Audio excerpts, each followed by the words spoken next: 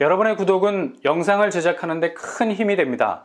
영상을 보시기 전에 구독과 좋아요 꼭 부탁드리겠습니다. 아울러 회원이 되시기를 원하시는 분들은 유튜브 채널 홈피 구독 옆에 있는 가입 버튼을 눌러주시기 바랍니다.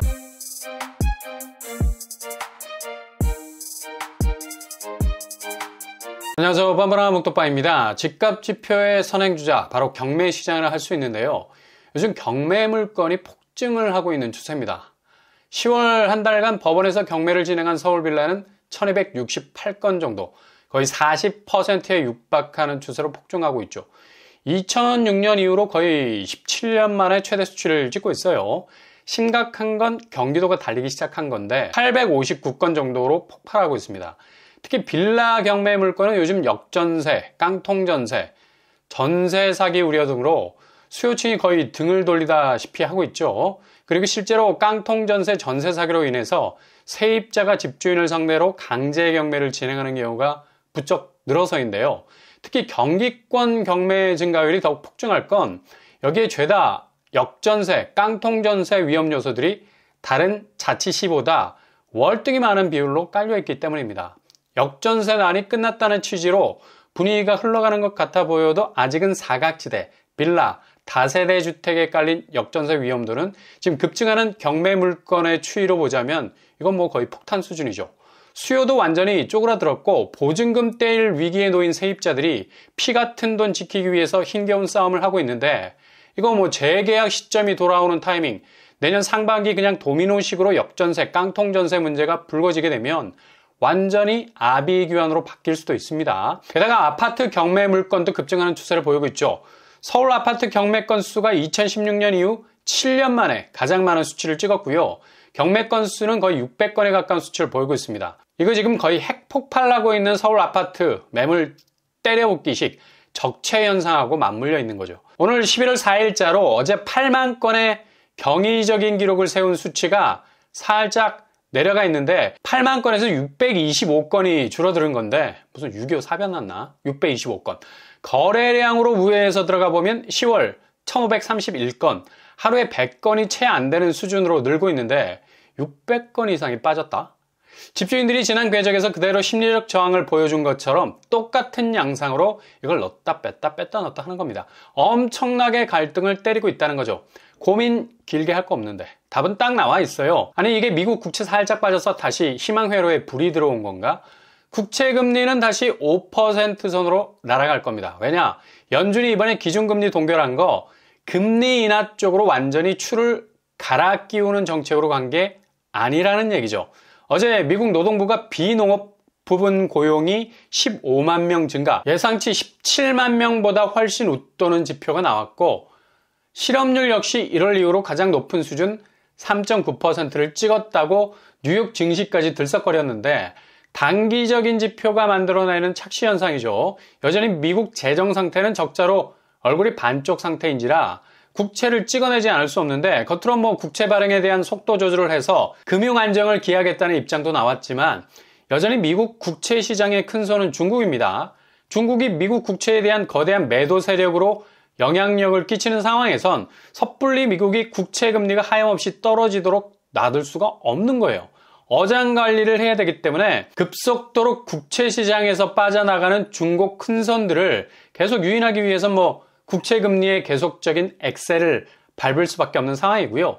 일시적인 고용지표 그리고 인플레 상황이 내년으로 넘어가는 시점에서 기준금리 인하라는 카드를 꺼내들 거라는 예측은 풋사가 너무 설익어서 시다셔.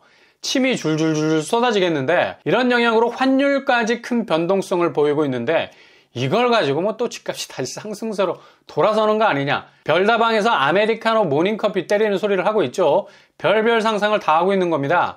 그만큼 무리해서 집을 산 영끌들에겐 마지막 손에 잡힐 수 있는 지푸라기도 소중하기 때문에 유가도 뭐 상승 랠리를 멈춘 것 보고 뭐 자기 집값에 대한 철옹성, 그냥 어떤 상황에서든 이걸 지지대로 붙잡고 끝까지 대세 상승 쪽으로 밀어붙이려고 하는데 그러다 허리 부러질라. 당장 이런 대외 변동성이 한 타임 쉬는 걸 가지고 아마 다음 주 되면 뭐 다시 텍사스 로데오 경기처럼 말달리기 시작할 겁니다. 당장 국내 시중은행은 이거 금리로 말하자면 거의 뭐 극강의 긴축으로 가는 거 아니야? 아니 지난 상반기 미친 듯이 중앙은행에서 기준금리 올릴 때는 반대로 금리를 내리더니만 이제 와서 차주들의 뒤통수를 때리면서 무슨 제롬 파월보다 더 무서워. 지금 주담대 변동금리가 매주 오르면서 상단 7.1%를 육박하고 있습니다. 고정형도 6% 중반을 치고 있고요. 이건 지금 주담대 금리에 직접적인 영향을 주는 은행채 금리가 급격하게 오르고 있어서 8월에 비해서 11월까지는 은행채 금리 추이는 엄청난 속도를 낼 것 같습니다. 그러니 주담대 금리가 질주 본능을 이어가고 있는데 변동금리의 기준이 되는 코픽스 금리까지 지난 1월 가장 높은 추세와 같은 키높이를 가지고 있는 걸 볼 수 있죠.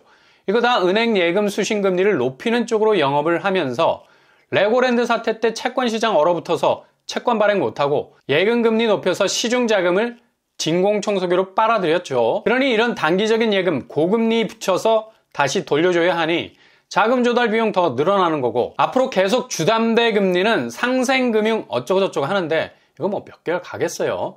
상반기도 뭐 반짝했다가 무지막지하게 금리 다시 올리기 시작했는데 지금 경매 시장이 난장판이 될 정도로 폭증하고 있는 물건 증가의 이면에는 이런 태풍과 같은 금리 변동성이라는 위험이 도사리고 있을 수밖에 없다는 얘기죠.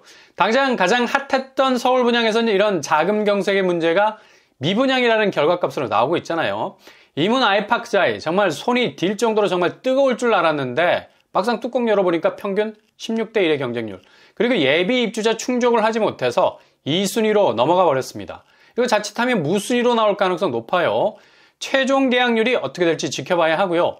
그리고 최근에 분양했던 상도 푸르지오 당첨자 절반이 계약을 포기해서 선착순 분양에 나섰고요. 보문 센트럴 아이파크도 무순위 청약으로 전환이 된 것 같습니다. 호반 서밋 개봉 역시도 미계약으로 나와서 무순위로 돌려버렸죠. 이렇게 깃발만 꽂으면 완판 행렬을 이어가는 서울 분양도 일단 부동산 쪽으로 흘러가던 자금이 경색이 되는 거잖아. 아니 대출은 받을 수 있어. 근데 금리가 너무 후덜덜이야. 그러니 이게 돈을 땡기지 못해서 경색이 일어나는 게 아니라 돈을 빌렸는데 갚지를 못하는 거지. 부담 100배. 이게 정말 심각한 경색 아닙니까? 아무리 대출 포문을 열어줘도 이 대출을 감당할 만한 갚을 수 있는 능력 한계치를 넘어서 버리게 되면 아무리 100만 번 좋은 곳에 당첨돼도 그냥 그동안 키워왔던 청약통장 다 날려버리고 계약서 찍고 나와야 하는 그냥 에스프레소 100잔 들이키는 씁쓸함이 찾아오는 겁니다. 얼마 전에 당첨자 최종 발표를 한 강동 프레스티지1 당첨 가점 보니까 여기도 조금 불안해. 소형 평수에서 최저 가점이 49점, 30평대에서는 최저가 55점이 나왔거든요. 84제곱에선 62점 나왔고요. 여기도 최종 계약 가봐야 할 것 같고요. 경쟁률은 뭐 1만 명이 넘었었죠. 분양가는 어마무시하게 나왔었고 거의 14억에 육박하는 가격이었습니다. 이렇게 서울 분양이 일단 가격대가 미친 듯이 상승을 하다 보니까 당첨이 돼도 이게 뭐 앞길이 막막한 거죠. 그러니 그동안 애써 키워왔던 청약 통장도 버리게 되는 상황도 오고 있는 겁니다. 이렇게 굳이 지금 무리할 이유가 전혀 없는 건 지금 11월 들어서 서울 수도권 지방 가릴 것 없이 하락폭이 굉장히 커지는 거래가 등장하고 있다는 거죠. 영등포구 보라매 SK뷰 고점 17억 대비 13억 1천만 원의 거래, 거의 뭐 한 번에 4억 가까이 떨어지고 있습니다. 그리고 성동구 신동아 고점 10억 6천 대비 7억 4천의 거래, 여기서 3억 가까이 떨어졌죠. 은평구 쪽으로 가보면 수색자의 1단지 고점 15억 대비 11억 9천의 거래, 여기도 3억 이상 낙폭이 나오고 있고요. 서울숲 푸르지오 1차 고점 15억 9천 대비 11억 9천, 여기는 1층인데 지난 22년 9월 9층 거래가와 비슷한 거래가가 나왔습니다. 4억 정도 낙폭을 기록. 성북구 삼산 푸르지오 고점 10억 8천 대비 7억 9천의 거래, 3억 가까이 떨어지고 있고요. 광진구 광장현대 5단지 고점 18억 4천 대비 14억 7천의 거래, 거의 4억 이상 낙폭. 도봉구 동화청설 고점 14억 1천만 원 대비 15억 5천의 거래, 여기도 4억 가까이 떨어지는 거래로 볼 수 있고요. 경기권으로 넘어가 보면 4억 이상 떨어지는 곳 나오고 있습니다. 대부분 낙폭이 큰 실거래가 30% 이상 떨어지고 있죠. 인천 역시도 최고 36% 하락, 상당히 하락 추세가 가파릅니다. 세종 역시도 심상치가 않고요. 34% 하락세도 나오고요. 40% 이상 떨어지는 곳도 있네요. 대전이 비교적 선방한다는 얘기가 돌았는데 34% 하락하는 곳이 나오고 있습니다. 대구 41% 하락 추세를 보이는 수성구 아파트들 역시 하락 추세에서 빠져나오질 못하고 있죠. 부산도 40% 이상 하락 추세를 가지고 떨어지는 곳 출몰하고 있습니다. 이렇게 전체 실거래가를 들여다봐도 얼마나 집값 추세가 뚜렷하게 꺾여가고 있는가를 볼 수 있습니다. 그 하락 속도를 가속화시킬 가장 확실한 선제지표, 경매시장, 그리고 시중은행의 고금리, 미국의 중단 없는 긴축, 다시 좀비처럼 살아날 미국채 10년물 등등등 역대 이런 적은 없었다는 말들이 튀어나올 요즘인 것 같습니다.